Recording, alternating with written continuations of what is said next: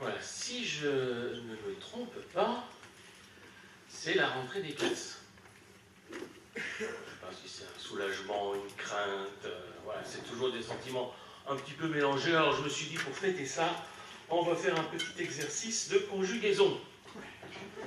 Alors, comme on est dans une église, on va conjuguer le verbe prier. Je propose prier. Croire, ouais, j'ai pris un verbe pas trop difficile. C'est plus compliqué croire. Donc on va voilà, prier. Tu pries, il, elle, on prie, nous prions, vous priez, il, elle prie, ça va, ça va. Ceci dit, pour nous, prier, ça se conjugue quand même peut-être plus souvent à l'impératif. Prie, prions, priez. Hein, on entend des fois, ben, dimanche matin culte, prions. Voilà. Voir vous savez, parfois cette petite voix qu'on a dans notre texte. Allez, prie, allez, allez, prie.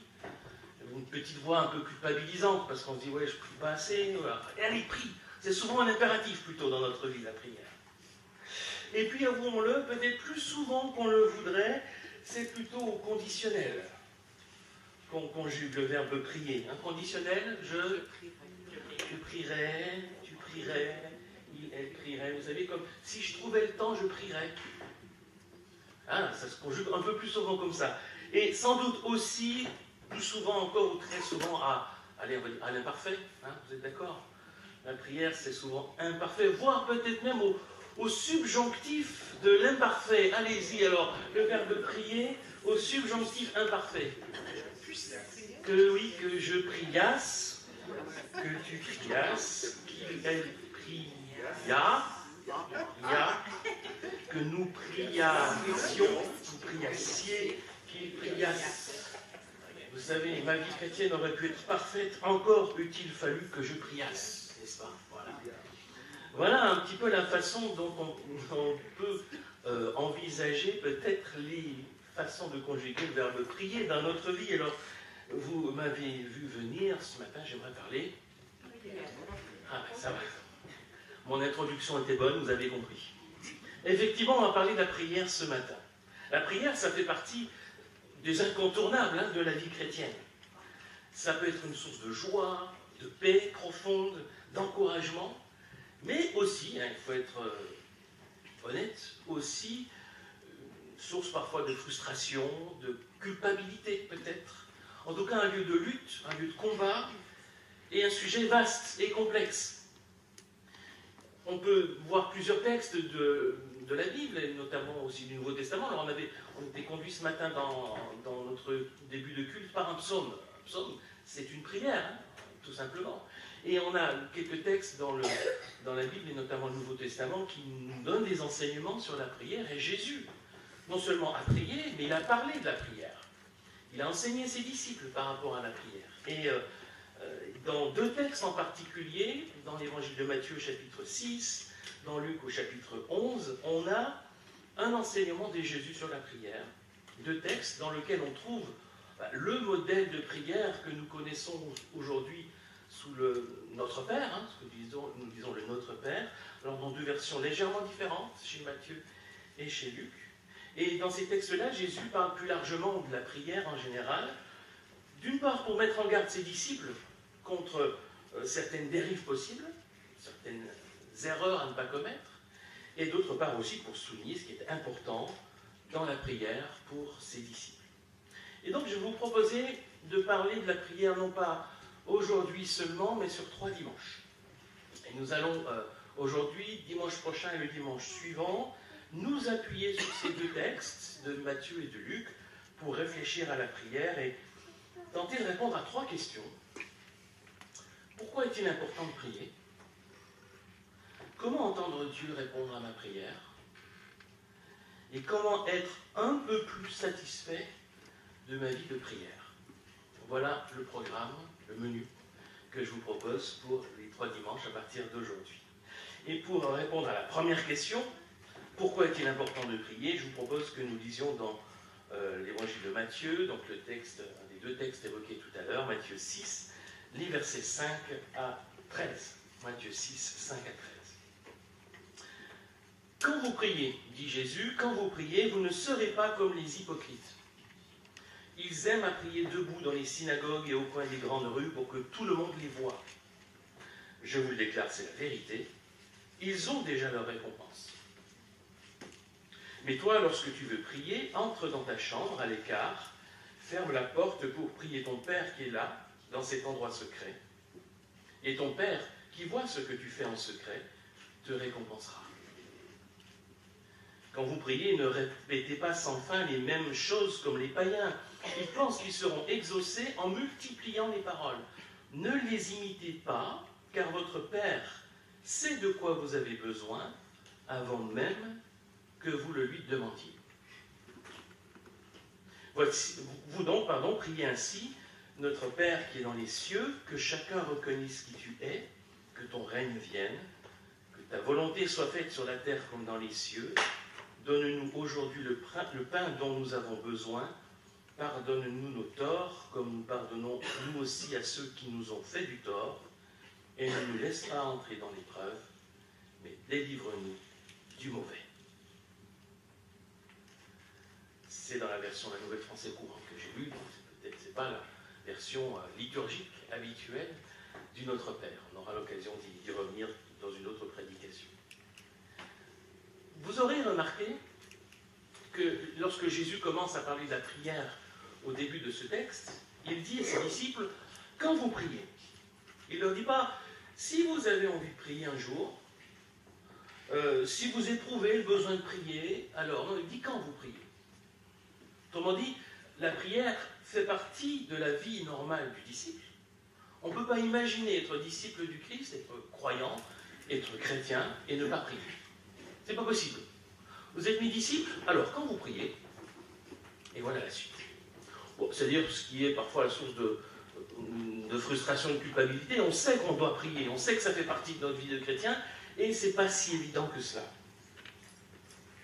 Jésus va donc parler de cet incontournable de la vie du chrétien, en parlant de la prière, et il va le faire d'abord en soulignant deux dangers, deux mises en garde adressées à ses disciples, mais aussi en soulignant deux bonnes nouvelles. Et on s'appuie sur d'abord ces deux mises en garde, et ensuite sur ces deux bonnes nouvelles pour essayer de discerner ce qui est important, pourquoi il est important de prier. Donc tout d'abord, deux mises en garde de la part de Jésus, deux écueils à éviter, qui sont représentés dans son enseignement par deux catégories de personnes, les hypocrites et les païens. Et Jésus dit, ne faites pas comme les hypocrites, ne faites pas comme les païens. Là, ce sont deux mauvais exemples de façon de prier. Les hypocrites, dit Jésus, aiment à prier debout dans les synagogues et au coin des grandes rues pour que tout le monde les voie. En l'occurrence, quand Jésus parle des hypocrites, il a en tête des gens en particulier. Ailleurs dans les évangiles, il y a une catégorie de personnes qu'il dénonce comme étant hypocrites, c'est les chefs religieux de son temps. Ce n'est pas la seule fois qu'il dit qu'ils sont hypocrites. Alors quand Jésus dit « ne soyez pas comme les hypocrites », il dit « ne faites pas comme les chefs religieux de votre temps », qui justement aiment à prier debout dans les synagogues, au coin des grandes rues, pour que tout le monde les voie. Et c'est là tout le paradoxe, parce que les chefs religieux, c'est évidemment des gens pour lesquels on s'attend qu'ils prient, et qu'ils prient publiquement. Ça fait partie de leur job, de prier publiquement. Et Jésus leur dit, ne faites pas comme eux. Non pas de ne pas prier, de ne pas prier publiquement, mais de le faire avec les intentions qui sont les leurs. Autrement dit, de prier moins pour se faire entendre de Dieu que pour se faire entendre des autres. Finalement, ce que cherchent les hypocrites, les chefs religieux du temps de Jésus, mais qu'il élargit simplement aux hypocrites en général dans la prière, c'est qu'en fait, dans leur prière, ce qu'ils veulent, c'est pas tellement que Dieu les entende, c'est que les autres les entendent. Leur prière semble s'adresser à Dieu, mais ce qu'ils visent, c'est d'être remarqués, d'être admirés par ceux et celles qui vont les entendre prier, des belles prières, impressionnante, profonde, spirituelle, argumentée, avec des belles tournures de phrases pour montrer, regardez, écoutez comme je sais prier. Et Jésus dit que ces gens-là, en fait, ils ont reçu leur récompense. Ben oui, parce que qu'est-ce qu'ils cherchent finalement? C'est d'avoir l'admiration des autres. Et ça, ils vont l'avoir. Des gens qui vont peut-être naïfs, mal informés, être impressionnés, admirer ces chefs religieux, spirituels qui prient si bien à haute voix en public. Mais alors, qui ne s'attendent pas à avoir autre chose? Ce qu'ils cherchent, c'est la reconnaissance des hommes, bon, ils l'ont, mais qui ne s'attendent pas à autre chose de la part de Dieu, puisqu'en fait, ils se fichent pas mal de Dieu, ce qui compte, c'est le regard des autres. Ça, c'est les hypocrites. Et puis les païens, la catégorie des païens, c'est les non-juifs, c'est ceux qui ne connaissent pas la révélation de Dieu par l'alliance avec Abraham, ceux qui n'ont pas eu accès à la loi de Moïse, qui sont, alors, un petit peu globalisés ici, hein, dans cette catégorie des païens, perçus en gros comme des idolâtres qui ont un rapport à Dieu qui n'est pas celui de l'alliance qui passe par Abraham et ses descendants. Et dans la façon dont Jésus parle des païens ici, il dit que les païens prient pour obtenir ce qu'ils veulent de Dieu, et plus ils prient, plus ils pensent avoir de chances d'obtenir ce qu'ils veulent. Ils multiplient les paroles, parce qu'ils vont multiplier les chances d'avoir ce qu'ils recherchent. En fait, ce que Jésus décrit ici, derrière le qualificatif de païen, entre guillemets, c'est ce qu'on pourrait appeler une forme de pensée magique, qui relève plus de la superstition que de la foi. Alors, c'est quoi la pensée magique? La pensée magique, c'est quand on va attribuer à une parole, à une pensée, à un geste, un pouvoir, celui d'accomplir ce qu'on souhaite, ce qu'on recherche, ou alors d'empêcher ce qu'on redoute, un peu comme par magie. Vous savez, on va croiser les doigts pour avoir de la chance. Ça, c'est un geste qui a de la pensée magique. Ou alors, on va penser très fort à quelque chose, très fort pour que ça arrive. Hein, le bon numéro au loto. On va penser très fort pour que ça arrive. Ou alors que notre bus arrive parce qu'il est en retard, il faut qu'il arrive, on est pressé. On va penser très fort comme si le fait de penser très fort à cette chose va lui permettre d'arriver. Ou alors, je ne sais pas si vous avez regardé cet été un peu de sport à la télé, il y avait par exemple les championnats du monde d'athlétisme, les sportifs, qui avant d'entrer sur le terrain ou lors de commencer une course, font toujours exactement les mêmes gestes, les mêmes mimiques, c'est comme un rituel, exactement les mêmes gestes qu'ils répètent, ils ont besoin de ça, en disant comme ça il y a plus de chances qu'ils réussissent leur course. Ou quand on dit à quelqu'un qui est de mauvaise humeur, on lui demande s'il ne s'est pas levé du mauvais pied. Comme si le premier pied qu'on allait poser par terre au sol le matin allait conditionner toute notre journée. Ben oui, en fait, la pensée magique, elle est présente très largement un peu partout dans notre quotidien. Et, allez, avouons-le, on a tous nos petites manies, nos petits rituels qui peut-être nous rassurent. Et c'est pas très grave. C'est pas très grave si ça prend pas d'importance dans notre vie. C'est embêtant pour cette pensée magique, elle va prendre trop de place. Ça peut devenir un handicap, ça peut même devenir une pathologie. Hein. Je ne vais pas faire tout un cours psychologie ou je ne sais pas trop quoi. Voilà, ça peut devenir pathologique, hein, cette forme de pensée magique. C'est une question de mesure. Les petites choses, les petites manies, allez, c'est pas très grave. Mais quand ça prend une place trop importante, ça devient problématique. Et quand c'est un mode de fonctionnement que nous adoptons dans notre vie de prière, là, il y a un problème.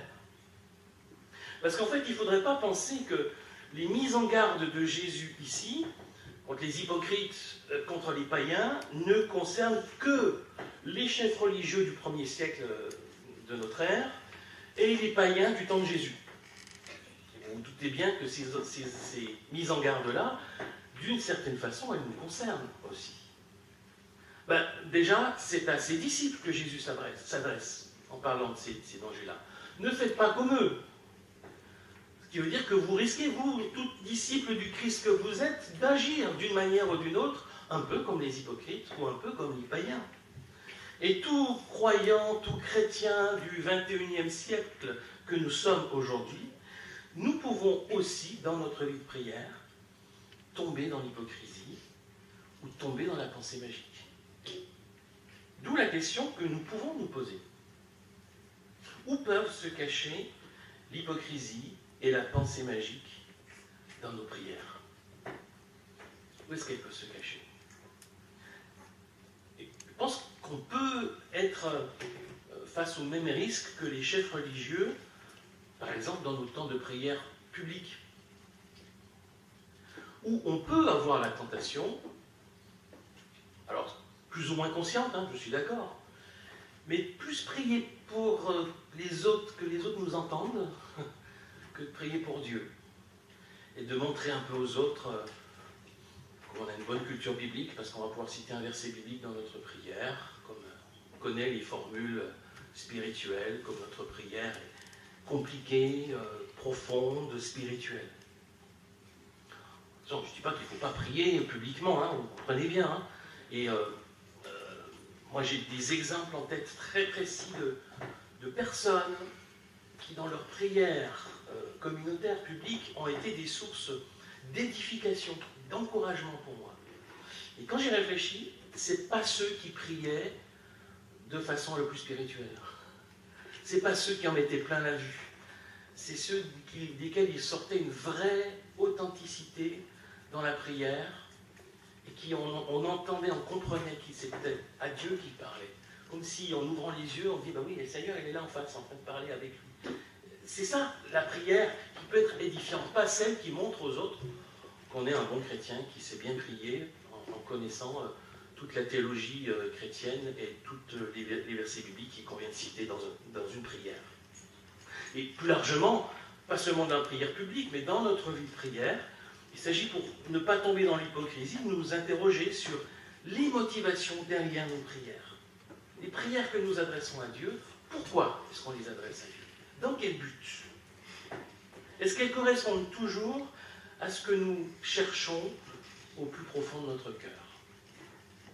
Le danger de l'hypocrisie, c'est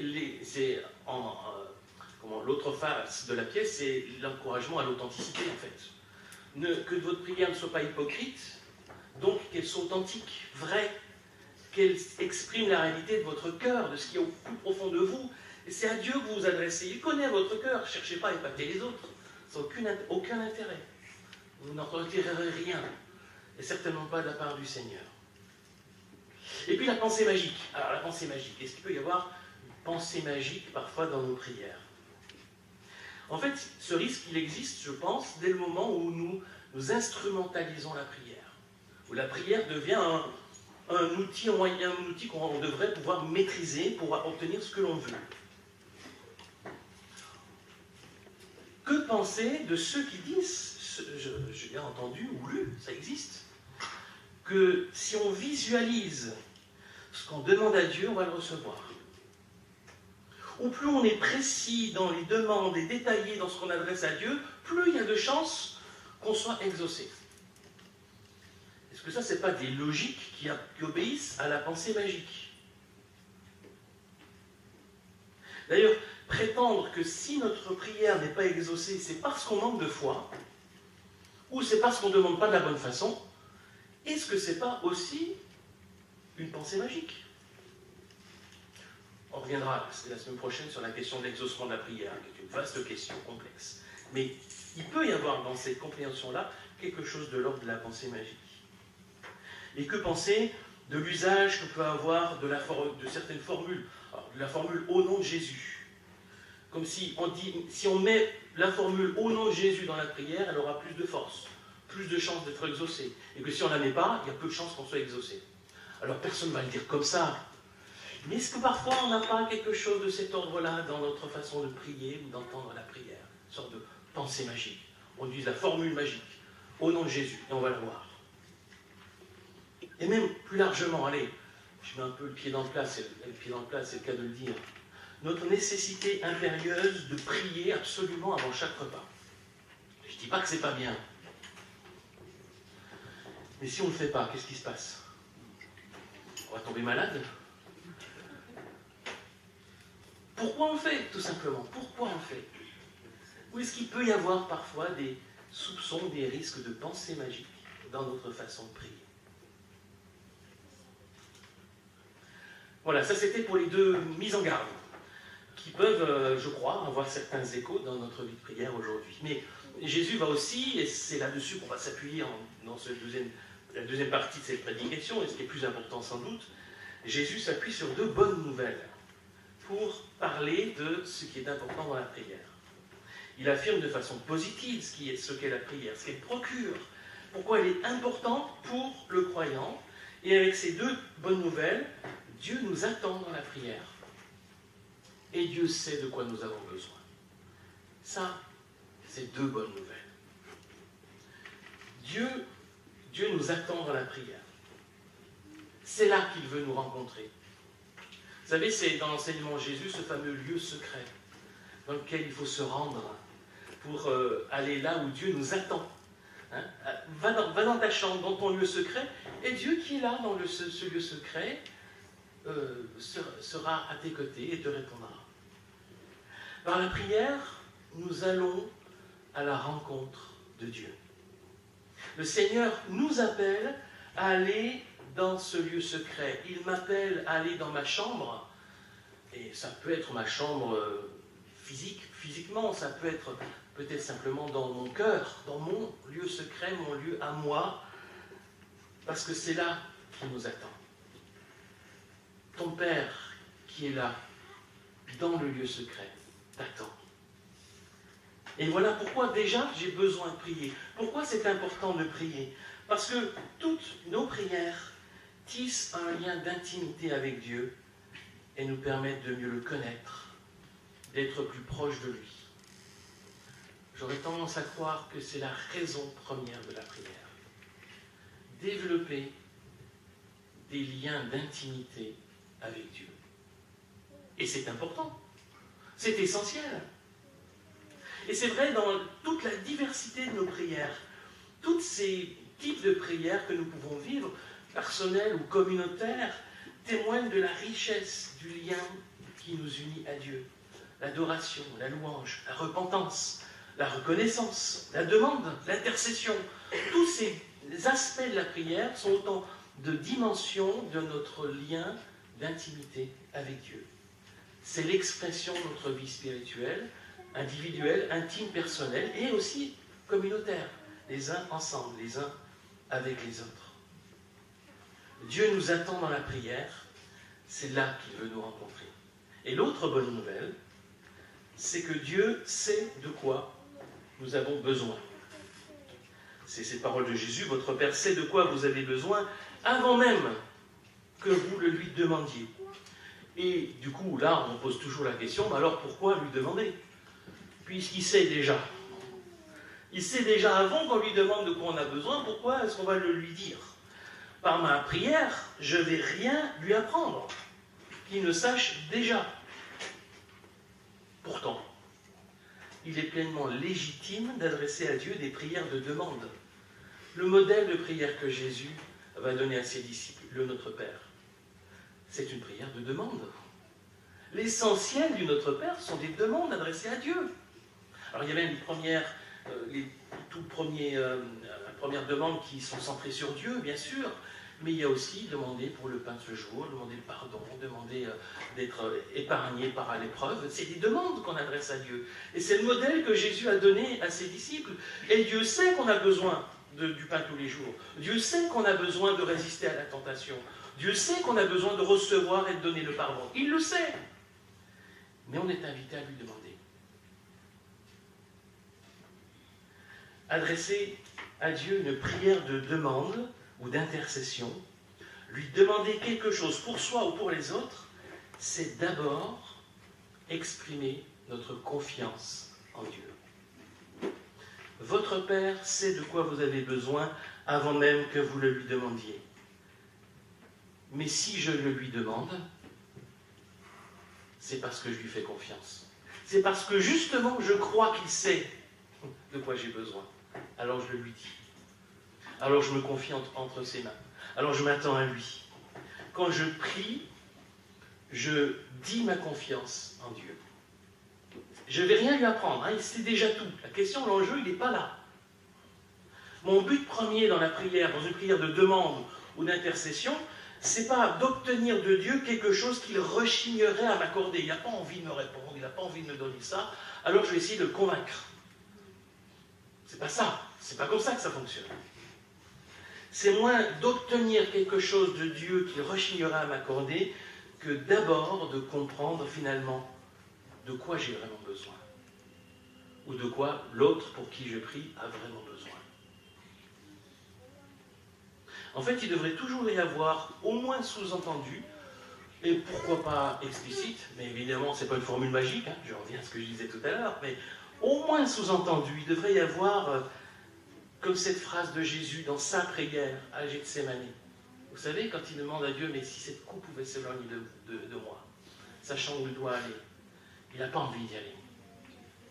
Toutefois, dit-il, que ce ne soit pas ma volonté qui se fasse, mais la tienne. L'exemple de Jésus dans la prière ici, c'est l'exemple de la soumission et de la confiance dans son Père. Il demande, j'aimerais bien pouvoir échapper à ça, est-ce que c'est possible? Mais pas que ma volonté, c'est pas ma volonté qui compte, c'est la tienne. Pourquoi? Parce que c'est la volonté de Dieu qui est juste, qui est bonne, qui est parfaite, qui est celle qui convient pour nous. Lorsque j'adresse à Dieu une prière de demande, une prière d'intercession, je lui dis, Seigneur, je m'adresse à toi pour ce qui me dépasse, pour ce que je ne peux pas maîtriser, pour ce qui me fait peur, pour ce qui me perturbe, pour ce qui m'inquiète. Je m'adresse à toi. Et dans cette circonstance-là, je te demande ceci, je te demande cela, parce qu'il me semble que c'est ce qui est juste de te demander. Alors je te le demande. Mais je te fais confiance, parce que toi, tu sais ce dont j'ai besoin, ou ce dont telle ou telle personne a besoin. Et ma prière te dit cette confiance que je place en toi. Donc à la question que je posais au début, pourquoi est-il important de prier? Je répondrai d'abord pour cultiver notre intimité avec Dieu et affermir notre confiance en lui. Et vous savez, ça c'est essentiel. Parce que si notre vie de chrétien n'était qu'une vie de foi un peu théorique, je crois en Dieu, ceci, cela, quelque chose de théorique, même d'une théologie très bien carrée, très bien, qui fonctionne, qui est parfaitement cohérente, il va manquer l'essentiel. Celle de la relation intime et personnelle avec Dieu, et celle d'une foi qui nous permet d'affronter les réalités de la vie qui parfois nous sont contraires, parfois sont opposées. Et dans ce contexte-là, de quoi est-ce qu'on a besoin? Eh bien, d'une relation d'intimité avec Dieu et d'une confiance dans ce Dieu qui a toutes choses entre ses mains. Si on comprend bien ce double objectif de la prière, cultiver notre intimité avec Dieu, affermir notre confiance en lui, alors on évitera les dangers de la prière hypocrite et de la pensée magique. On ne tombera pas dedans, ni dans l'un, ni dans l'autre. Alors les risques, ils existent, on est d'accord, et c'est important d'être vigilant contre ces écueils. Mais il est surtout utile de nous appuyer sur ces deux bonnes nouvelles. Dieu nous attend dans la prière, là il veut nous rencontrer, et il sait de quoi nous avons besoin. Si nous recevons vraiment ces deux bonnes nouvelles dans notre vie, alors notre vie de prière pourra, dans toute sa diversité et de façon différente pour chacun, elle pourra tisser notre lien d'intimité avec Dieu et notre confiance en lui sera d'autant plus forte. Amen.